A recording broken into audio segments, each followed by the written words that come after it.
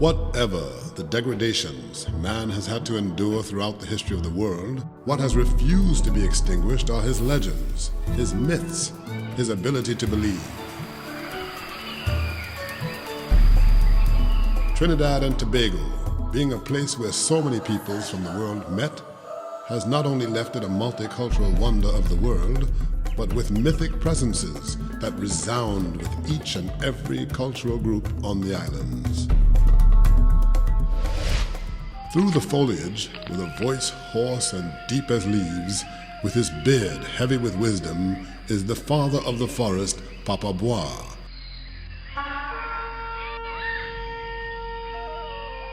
The old man of wisdom with 2 cloven feet, trotting the narrow footpaths of the forest. Children who died before they were baptized are said to inhabit the forest as well, with feet twisted backwards, feet facing the past, whistling children into the bushes. They are known as duendes.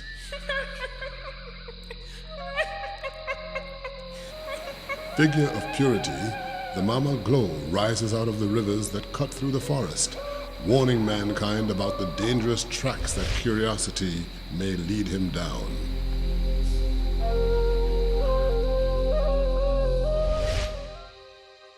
Out of the forest, into the forlorn night of the town, myth has it that you may find in the street, lonely and beautiful, the La Diablesse, a beautiful woman, with 1 cloven foot hidden beneath her long dress that sweeps the streets, luring virile men into the dark of her company. In Trinidad's sister island of Tobago, folklore does not elude the memory of the people. There continues to be reenactments of their myths and legends, ushering the past into the everyday lives of the people, enacted annually during our Tobago Heritage Festival. With the migrations from the French Caribbean to Trinidad and Tobago during the 1780s came the Creole language, still spoken in Paramin today. But no people, when leaving a place, completely abandon their mythologies. They carry it, or pieces of it, with them. Longtemps, moun te ka dou yo wè soukouyan. Soukouyan se an moun ki ka tiye la poe. E kou ka jos wè a bol di fe.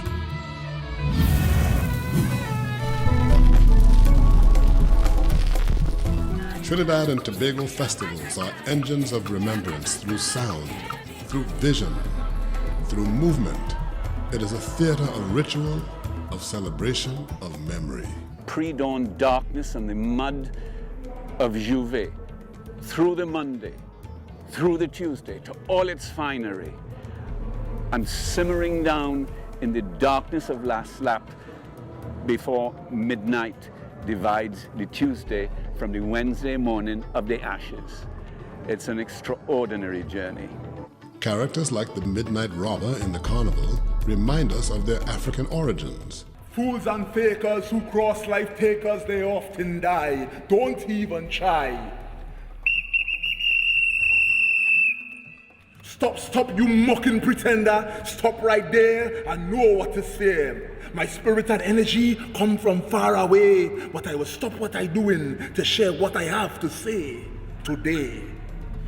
Reenactments of the Canboulay riots and the Muslim festival of Hussein relive the tragedies and triumphs that faced the people of Trinidad and Tobago in their early history, as colonial forces attempted to smother their spirit and traditions. Through all of these seemingly dark times, it is startling how this country has continued to produce so much light.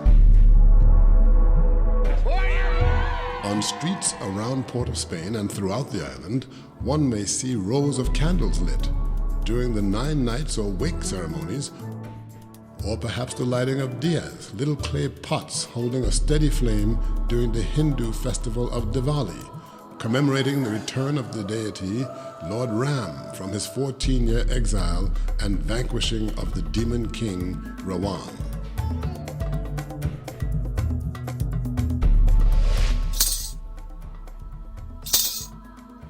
हे प्रभु, तेरे लीला अपरंपार. We think we manage the festivals, but the festivals and all these traditions manage us in a way. And they bring with us, even old world civilizations, solutions to modern day problems.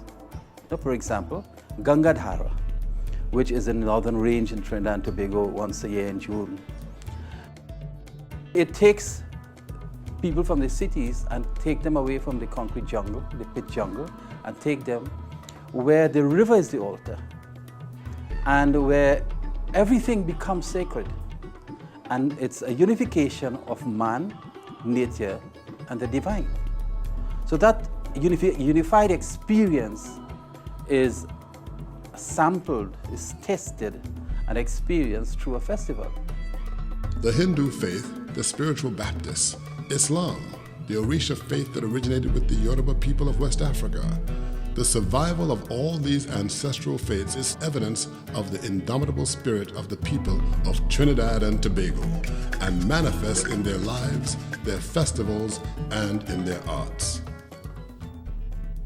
In these new lands, the Caribbean, I grow new root and I spread branch too, because I name survivor. Now, fighting still, to know myself, to love myself, to free my mind, surviving through the strength of my culture. Beat out in the skin of the drum, beat out in the steel of the pan, sung in the Calypsonian song. I name survivor. I have that ongoing faith, a kind of undaunted spirit of mine, to know that one day Trinidad is going to bloom and it will be the envy of the world. I really think so. For after all, we have given the world Pan, and Pan for me is a symbol of that unity that is promised us. And I'm not saying this idly. I'm talking about my own soul. And I think I have a beautiful soul.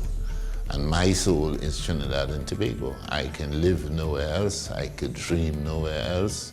I dream Trinidad and I dream out of Trinidad and I dream into Trinidad.